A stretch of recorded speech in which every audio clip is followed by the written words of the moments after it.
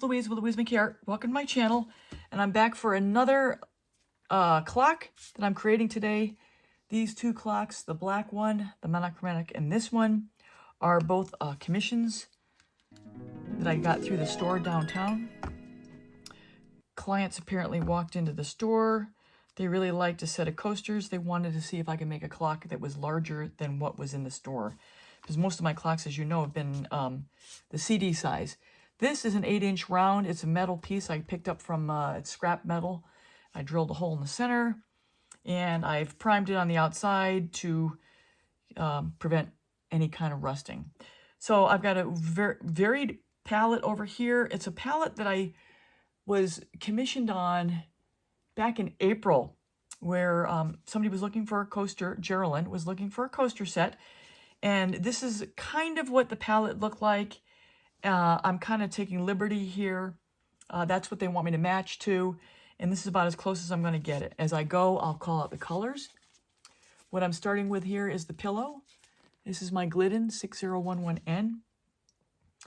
And I know if you've been following me, when it comes to house paints, just so we're clear, I don't ever refer to something as, you know, the everyday brand or whatever.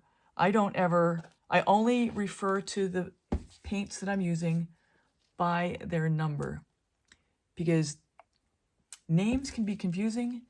Numbers, the numbers are the numbers. It's pretty evident, self-explanatory. I know when I was working in manufacturing, you don't go by name, you go by number. I know, like with Kimberly Clark, you'd have the Ultra tissue, you'd have the different types of things, and it just gets confusing with all the different names and so forth. Anyway, 6011N. Pouring medium is the Valspar 833124 with my MinWax, and then with this I'm using semi-gloss, because I'm starting to get a little weird feeling about how my pouring medium is working. It just kind of seems like my cells might not be holding up as well as they've been. So this is a weird combination. It's just a light blue. It's a pearl sky blue by Arteza with a little bit of pearl pastel green and some sky blue from Amsterdam. Gonna lay this one down first. I want to throw in here a reminder that if you are having a particular problem or have a particular question that you want to have a customized tutorial, just email me. It's in the description. I can make a customized tutorial to help answer your questions. This is a prism pour. This was not the color I used in the palette that they wanted me to create, but it is a pearl. This is Golden's Iridescent Pearl with Prism Pours Chantilly Lace, which this might be a risky combination right here. Oh, we'll see.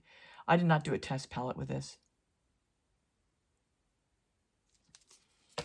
Now this is has TLP, Mango, Arteza's Pearl Marmalade, and Artist Loft's Metallic Orange. I've got a lot of metallics going on here. I hope we don't have a problem with that.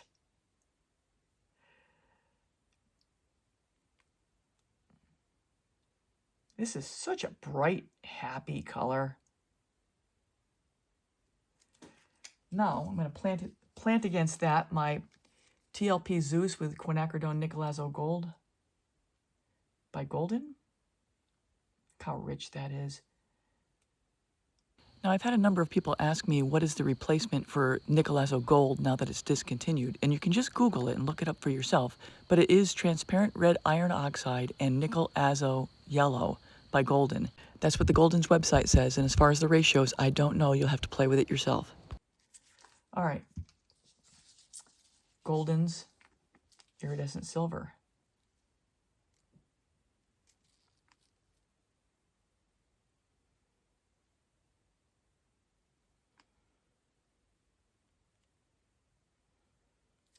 And last but not least, this is a crazy, crazy color, but look how pretty this is.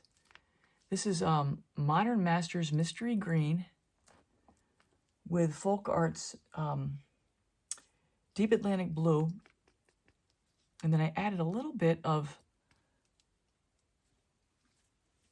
Amsterdam's greenish blue, the one I always call the opposite,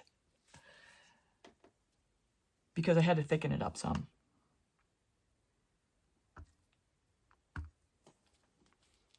That's the consistency.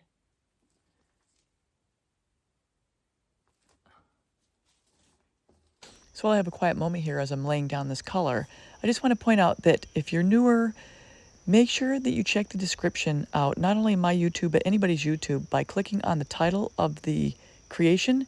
A drop down will show up and you'll get more information through the description.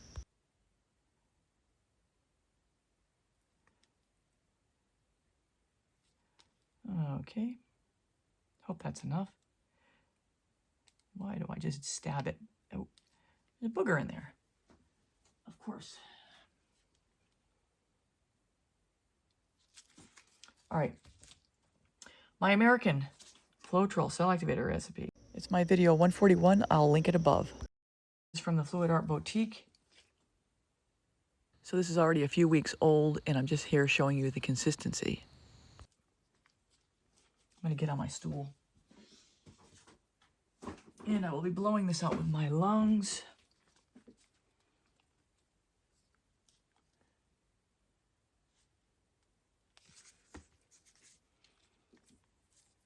That's the white, here's the black.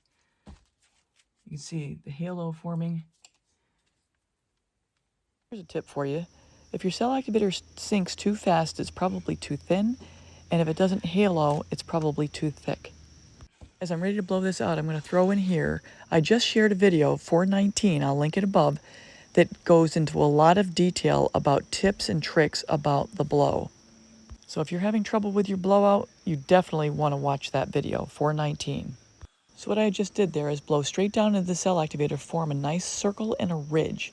Once I see that ridge, I'm aiming my blow at the ridge, which is where the cell activator is meeting up with the paints, and I'm blowing it out over the pillow in a nice circle until I have it all blown out.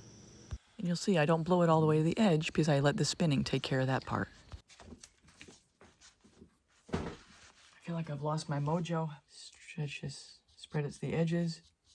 You know, if you wanted to, you could always do this first. I see a lot of people doing it first. It's probably just as easy to do it first, get it out of the way.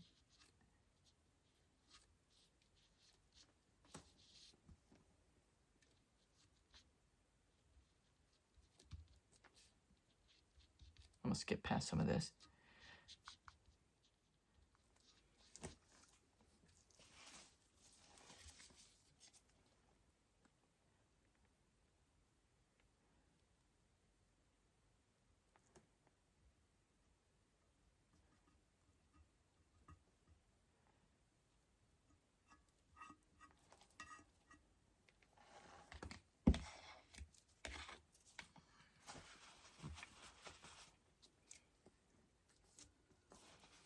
Nice gentle spin. See where we are. Definitely going to one side first, and that's the side I want to keep. I don't know if you noticed it there, but I did move it a little bit in one direction to get the composition to flow off first in that one direction. I'll be cleaning up in between. I'll eliminate that from the video. You don't need to see me cleaning up. All the edges are covered. Another spin.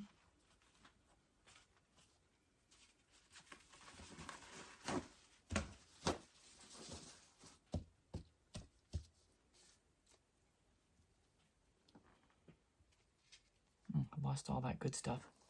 Darn it. Let's see where we are. So here I'm just poking in to see how much paint I have left near the center. Oh. Not at the hole. And you can see I don't have much there. We're pretty good. I could probably just leave it just the way it is. I am going to double check here, but you want to make sure you have enough paint off because you don't want to have a problem with cracking down the road.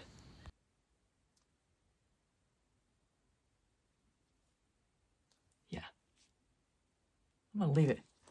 And I'm going to stop everything from spilling off by pulling the sides, cleaning up the bottom real quick so it stops pulling. I'll blow that out a little bit.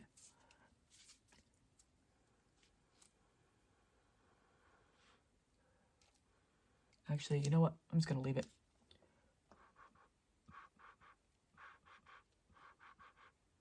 Oh my gosh, there's a bug.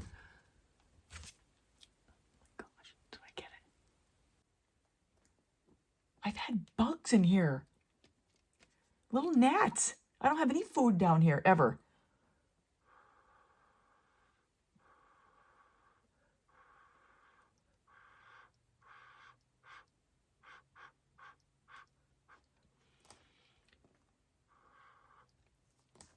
I like that better. Yeah. I don't want little gnats getting into this.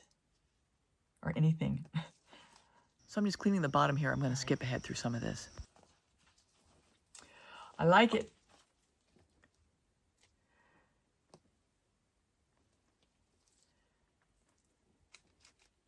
This is where we are, everybody.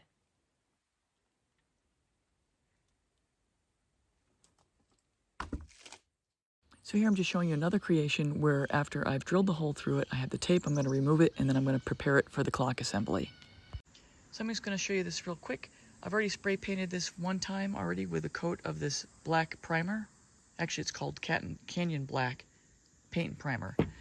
So I taped off the CD to include the hole so it's protected. I'll put another coat on there, and then I'll be back to put the clock mechanism on. I just want to show you that. All right, everyone, I'm back for the clock assembly. So here we are the next day after I put 2 coats of paint on the back. So there we are. So your assembly will come with a clock hands, which all of these I had to cut down because oftentimes you can't get the hands the right size. They're either too big or too small. So this is what you're going to get in your packet. So the first thing I'm going to do is put the hanger on in case somebody decides they want to hang their clock versus have it in a stand. Next thing you put on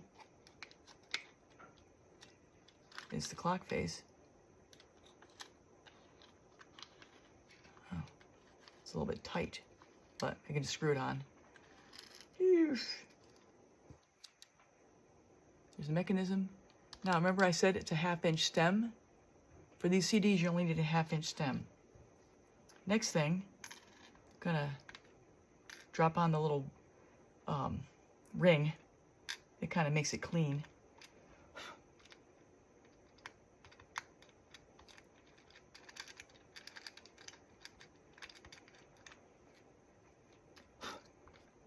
You drop on the ring, the little washer.